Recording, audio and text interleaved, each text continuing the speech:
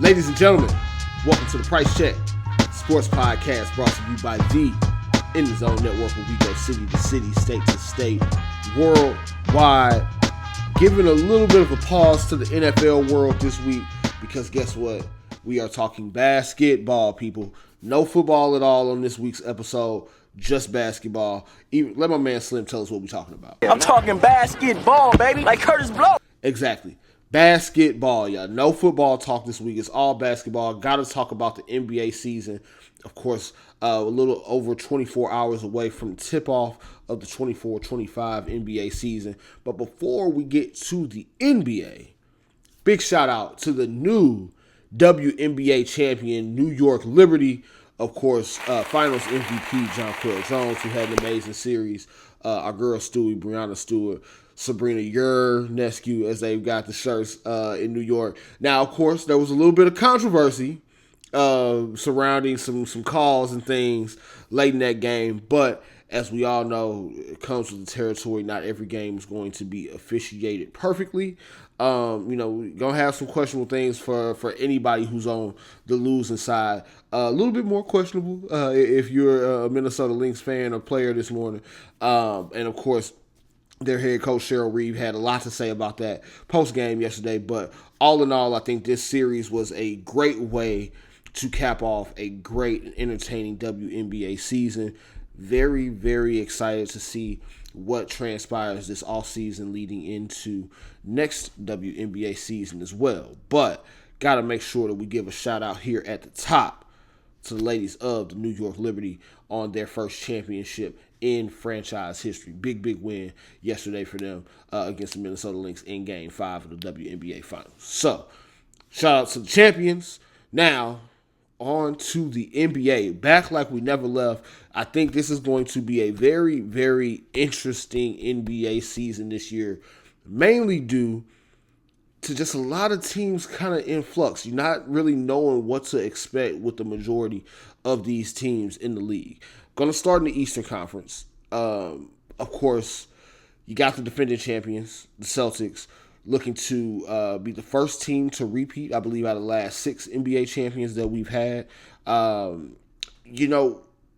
All signs would point to them kind of being the favorite and remaining the favorite here. We know they're not going to have Kristaps Porzingis here for probably most of the first half of the season. Al Horford, of course, a little bit older. Yet again, he's got a lot of miles on him. Big rotation is a little bit questionable to me, but I think this is also a team that we saw last year. Derek White, Drew Holiday, Jaylen Brown, Jason Tatum. You got guys like Sam Hauser, Peyton Pritchard coming in hitting threes off the bench. They have a real feel for who their guys are, what situation those guys need to be in. And I just think that the championship was kind of the icing on the cake that they needed to solidify, okay, this is our identity. This is who we are as the Celtics. And I think that is going to definitely propel them to a similar season this year as to what they had last year. Now, of course, need to remind people, they won 64 games last year. I think it's going to be hard to get quite to that number again, but I do think this is probably the favorite. This is the favorite to be the number 1 seed in the East. Only team that I think it really is going to challenge them for that number 1 spot in the regular season in the East is the team that they're facing here tomorrow night on opening night, the New York Knicks. Now, with the Knicks, I think it might be a little bit slower out the gates. Of course, trying to factor in Cat after just acquiring him within the last month. You got a new piece in Mikal Bridges, who, while he's familiar with guys like Jalen Brunson and Josh Hart, not as familiar with the rest of that team. OG Anunoby coming back off of an injury. They're still missing Mitchell Robinson, so a little bit thin up front behind Cat. But I do think that when you look at the totality of the season overall, this is going to be the team that matches up best with Boston man for man, position for position. You've got Mikal Bridges and OG Anunoby to each throw at Jaylen Brown and Jason Tatum. You don't have the greatest defensive rotation for the guys like Derek White and Drew Holiday, but if you got to pick your poison, you probably would choose to have those guys beat you rather than the 2 J's. So, again, we also mentioned Kristaps Porzingis being out early. That's going to cause a little bit of a problem in terms of guarding a guy like Karl Anthony Towns. Also, not as much for Carl to have to worry about on the defensive end. Yes, he's going to have to go out and make sure that he challenges the open threes and things like that from Al Horford. But after that, for the Celtics, not much to be concerned about from the big rotation. So I think those two are clearly the best teams in the East, at least on paper right now, with a little bit of distance between the Celtics at 1 and the Knicks at 2. And then to me, there's a slight gap again between your teams like Philly, Milwaukee, Orlando, Cleveland, Indiana. Now, those 5 teams I just mentioned, 76ers, Bucks, Magic, Cavaliers, and Pacers, I do think in some way, shape, or form, those 5 teams are going to be fighting for those remaining 4 spots of the top 6 that solidify the playoffs. Now, with that, if I had to guess any team is going to slip into the play-in, it might be the 76ers again. We've already seen Paul George hyperextended his knee, which secretly is being rumored to be a little bit worse than what even the team may have thought initially. Not something that's going to be season-ending by any means, but definitely one that's going to take a little bit more time for him to recover from. And you already have Joel Embiid saying that he's never playing back-to-backs again. I imagine it's going to fall the same way for Paul George. I don't love that idea for a team that already had questions about whether or not it could get to April healthy. Playing less basketball, to me, in a regular season is not a way to ensure that you get there healthy. It's a way that you might end up popping up with more injuries over time. And I'll see it when I believe it when I see it with Joel Embiid in terms of him being ready and capable to make a full playoff run just because he takes some time off during the regular season. So I think that, looking at those mixture of teams, Philly's the team that I'm most skeptical about. They're over for wins 50.5. I would take that under all day long. Milwaukee to me is the interesting one because I think there's a world where Giannis comes back with a vengeance. Damian Lillard comes back off of a rough offseason leading into a regular season for him last year. New environment, wasn't really used to it, was going through a divorce, rehabbing from an injury that ended his season and didn't really actually rehab. If you look at some of those stories that Doc Rivers said, he came in out of shape because he didn't want to get hurt while training. So I think having a much more normal offseason this year for him, coupled with Giannis really, we know what type of player Giannis is anyway. He's going to go 100% anytime he's on the court. I think if they can, get some of those guys in that rotation like a Taurean Prince, Gary Trent Jr. to make, open shots when needed, play capable defense, that's a team that while they are on the older side of things, they can still be right there in the mix in the East. I think that's my stealth candidate for the 3rd seed in the East right now, just because a lot of people are kind of off the scent on Milwaukee. But I think anytime you have a healthy Giannis for a full season, if we can get that this year, 50 wins, top 3 seed is always going to be in play. So, like Milwaukee, Orlando, of course, I like the addition of KCP there. My only question is, are they going to be able to get enough out of some of those other guards?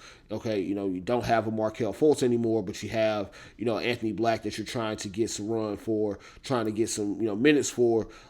See how he handles that, see if they can get something out of Jet Howard, that type of thing. But all in all, I like what Orlando's doing and what they're building towards. Cleveland, of course, they locked in their core group, Garland, Mitchell, Mobley, and Allen. Will see what they can get on the wing around those 4 guys. But all in all, we know that's a team that's going to be in the mix. And then Indiana is another one. They made the conference finals last year.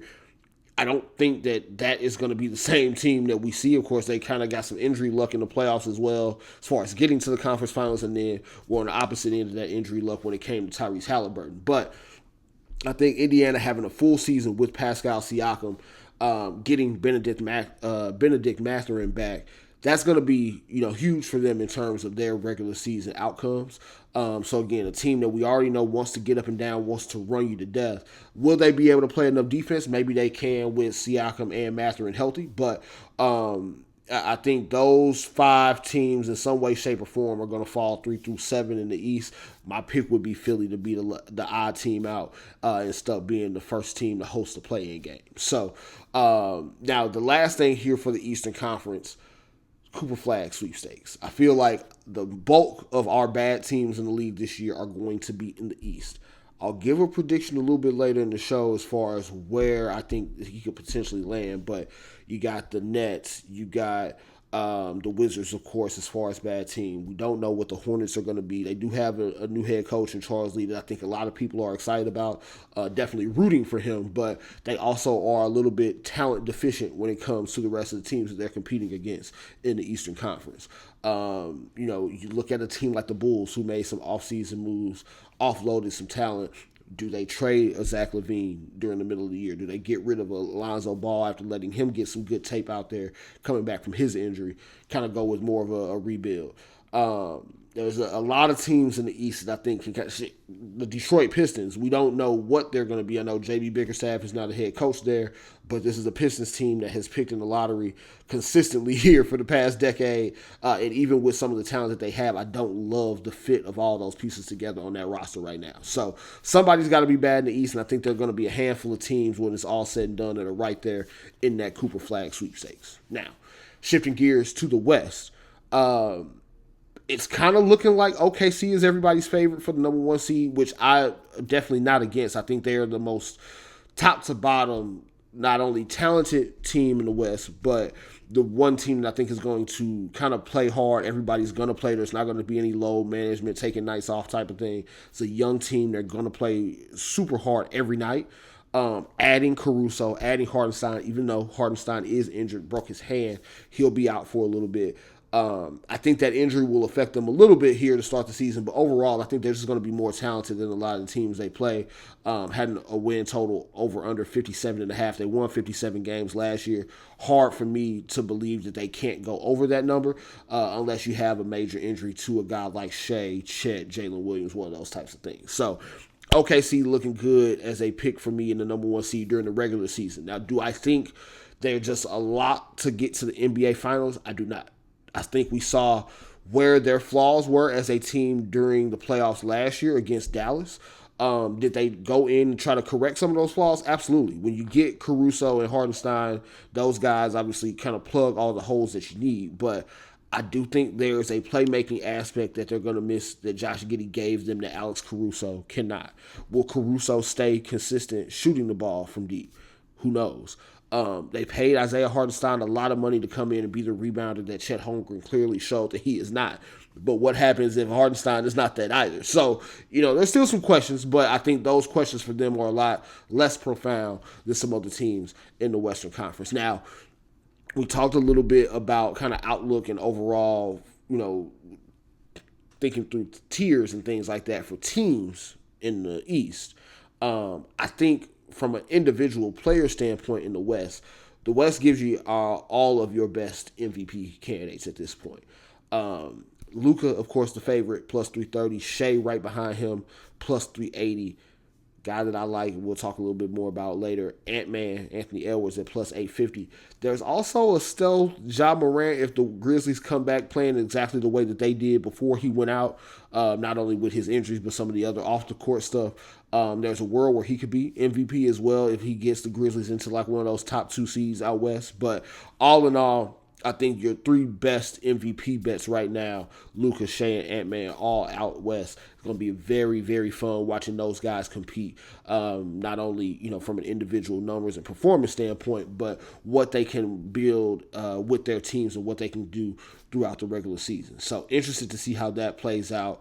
Of course, my Lakers won't go too long into Lakers thoughts, Lakers predictions, but I do think the win total for them is a little bit, just a tad bit disrespectful. 42.5 wins seems low to me only because they won 46 games last year. Yes, you can say that it was the healthiest LeBron and AD had been combined in the last couple of years. Get that. Nobody thought Darvin Ham was a good coach.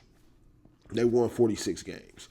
We think that they have the same team plus a rookie in Dalton Connect that I think is going to be a legitimate contributor throughout the regular season.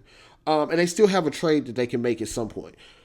Do I think they're going to be one of the top 3 or 4 teams in the West? Probably not. It's not built like that as far as comparing their roster to the rest of the league. But 43 games is a little bit like they could do that with just the team that they have, even if no other moves are made, if all they do was just take a slight step back from the team that they had last year. doesn't seem hard for me for them to get over 42.5 wins unless you get a major AD or major LeBron injury. And even then, if you make a trade here and there, make a tweak here and there, there's a way for you to still get past that number. So that seemed a little bit disrespectful for me, but won't spend a whole lot of time on the Lakers. Y'all know how I feel. It's a team, home squad. But 42.5 just seemed low as far as a win total, so I'm taking that over. Now, you got a lot of teams, though, as we talk about the Lakers and their win total. You got a lot of teams in the West right now, a little bit opposite end of the Eastern Conference, where you got a lot of these teams that think and believe they should, at the very minimum, be in the play-in, if not the playoffs. You got your kind of hierarchy out there as far as Minnesota, OKC, Dallas, Denver, Phoenix. The Pelicans are probably going to be in that mix somewhere. We mentioned the Lakers probably being in there somewhere. You got the Kings who went out and got DeMar DeRozan this offseason. You got a Spurs team that has Victor Wembanyama on the way up, and also added Chris Paul, rookie Stephon Castle, who we'll talk about in a second as well. So you got a lot of teams. We didn't mention the Houston Rockets that also are starting to have some playoff aspirations. The Golden State Warriors, who still have Steph Curry. You got a lot of teams out west who really believe they have a shot in some way, shape, or form. Only team out west that's going into the season probably having no chance at all is the Portland Trailblazers. Everybody else has some type of route that they could point to as far as being at least a play-in team. Gonna make for some great basketball out there. Now, we mentioned Wemby specifically. I think this is a sneaky year for him to be like that 9 or 10 seed in the play-in. Do they make the playoffs? Maybe not. But I think when you get Chris Paul, who we know is a guy that wherever he goes, he's going to raise the floor of that team that he goes to. I think the Spurs can be a play-in team. That's a sneaky little bet that I like. All they got to do is be the 9 or 10 seed. They don't have to win it. They don't have to actually make the playoffs. But I think that would be the kind of the next step for that team, especially with Victor Wembanyama taking yet another leap. Came in looking chiseled. The Olympic experience, I think, pissed him off losing to Team USA. So I think you're going to see an even more charged up Wemby this year. And, of course, a guy in Chris Paul is going to make his life so much easier on the offensive end. Whereas, think about last year. He didn't even have guys that could get him an entry pass to post up. So I like the Spurs as a stealth play-in team. But you got, again, probably like 11, 12 teams for 10 spots out west. And somebody's going to be pretty disappointed when it's all said and done. So we'll get to some predictions here before we wrap up, looking ahead for the entirety of the NBA season with some futures, but also predictions for tomorrow night's opening night game. So 5 predictions. We'll start at number 5. Mention the Spurs. I think the bold prediction for the Spurs this year is not only, of course, I mentioned them being a potential play-in team, but I think they'll have the Rookie of the Year for the second straight year. They drafted Stephon Castle out of UConn, 6'6" combo guard. He's been showing a lot this preseason, just not only in his comfort and his ability to move off the ball, next to a guy like Chris Paul, but also what he can do with the ball in his hands. Seems like that jump shot is a little bit more consistent than maybe people might have thought coming into the draft. And I think if that jump shot is consistent, he's going to be able to put up some good numbers next to Wemby. And again, would be a catalyst for them being able to get into the back end of that play-in. I like Stephon Castle plus 1,000 right now on FanDuel for Rookie of the Year. I think the opportunity is going to be there. He's obviously going to get the minutes. And I think, again, playing with a guy like Wemby is going to make his life a lot easier compared to some of the other rookies out there. Zach Edey's the runaway favorite right now. We don't even know if he's going to be able to stay on the court with the way Memphis likes to get up and down. Reed Shepherd is one that a lot of people like, but, there's a lot of guys that need clock right now in Houston.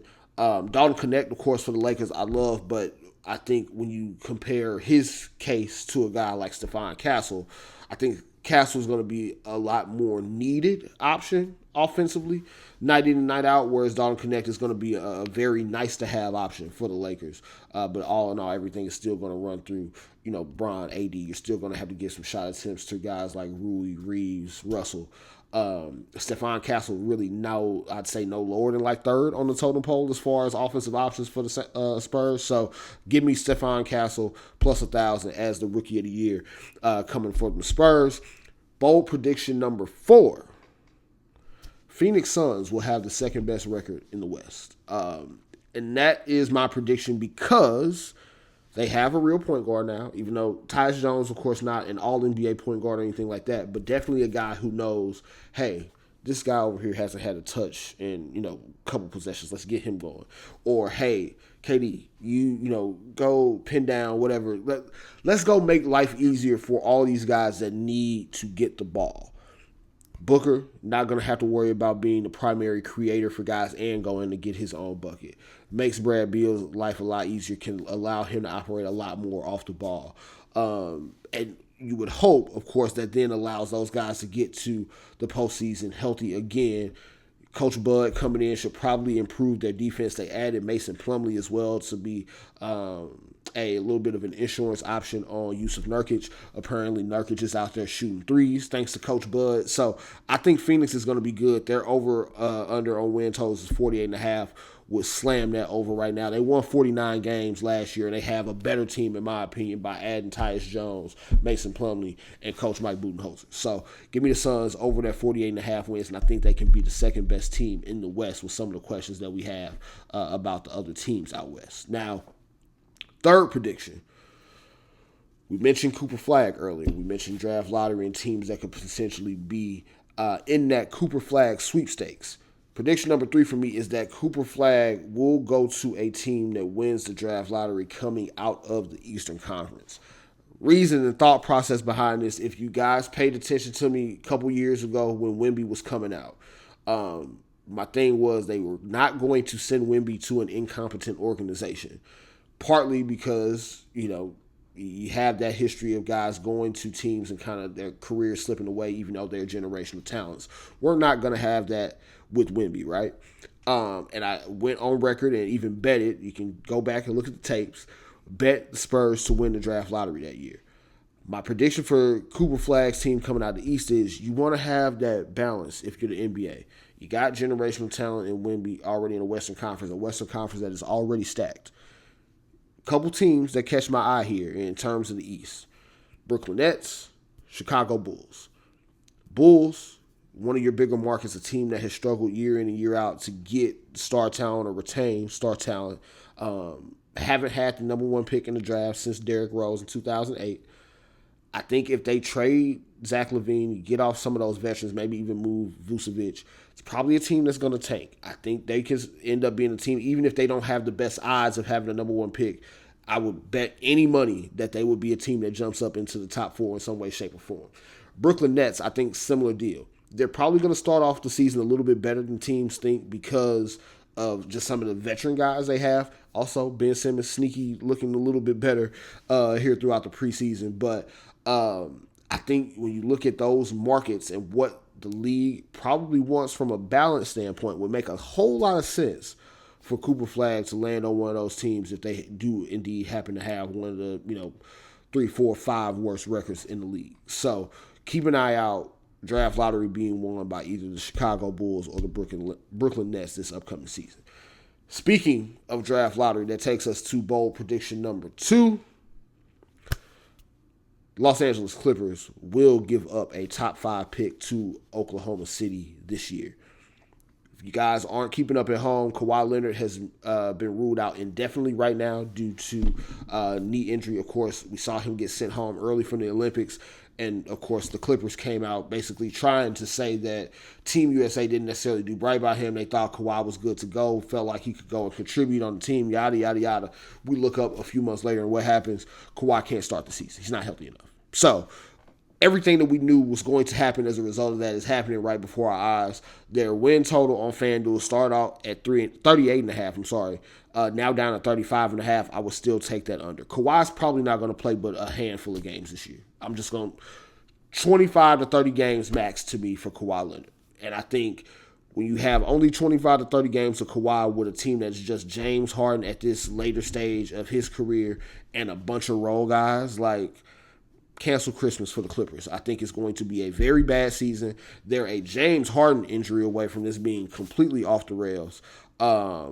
I wouldn't be surprised if Ty Lue decided to leave. I think this could be a very, very bad year for the Clippers. And as a result of that, they don't have their own pick. I think that's going to be a top 5 pick that they end up giving up to the Oklahoma City Thunder, and would hope, pray to all the basketball guys that does not lead to the Oklahoma City Thunder getting Cooper flagged, because it would be night for the rest of the league. So Clippers giving up a top 5 pick to OKC, prediction number 2. And our last prediction, top 1 on the list for me, Anthony Edwards will be NBA MVP this season. I think there's a couple reasons for this. We saw him take that leap in the playoffs last year. It's a leap that we already knew he had. He had already kind of taken the leap the second half of the basketball regular season as well. But playoffs came around. He was still that same star, had the same power that we needed him to have in the playoffs. Led that Minnesota team past Denver, ultimately got to the conference finals and couldn't get through. But I think not having to defer to Karl Anthony Towns on offense as much now. Of course, Julius Randle's still going to have his possessions where he needs the ball, but they also can, kind of put Julius Randle a little bit more of a splitting minute situation with Naz Reid. So I think more opportunity on offense and not having to defer to a guy like Cat. You have a team in Minnesota that I think is still going to be as good as they were last year. It may not reflect itself in the overall win total. They may be a couple wins worse this year. But I think if they are still in that, 52 to 55 wins range, it's a pretty good opportunity for Ant if he's putting up the numbers that we expect him to be able to put up. If it's anything close to his playoff numbers, it's definitely going to put him in the MVP conversation. And a reason I like him over guys like Luka and Shea. Luka, of course, it's kind of time for him to win the MVP. He's been the favorite last couple years coming into the regular season, I believe.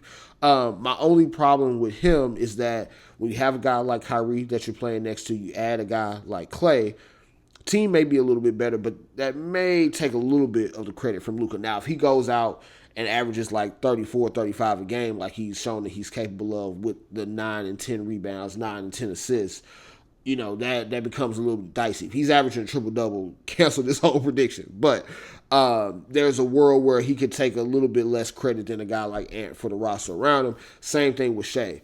You could look at that Oklahoma City team, they probably win 60 games, but if Shea's averaging 27, 28 this year as opposed to 31 to 32 a game, him and Ant's numbers are a little bit similar. Those win totals are a little bit similar. I could see the edge going to Ant, given that he's not playing with a Chet Holmgren and Jalen Williams, those types of guys. So, all in all, Anthony Edwards plus 850 on FanDuel right now to win the MVP. That is my bold prediction for the award. So, before we wrap up, of course, last couple predictions, we got 2 games on the slate to start us off on opening night. Ring night in Boston as they welcome in the New York Knicks.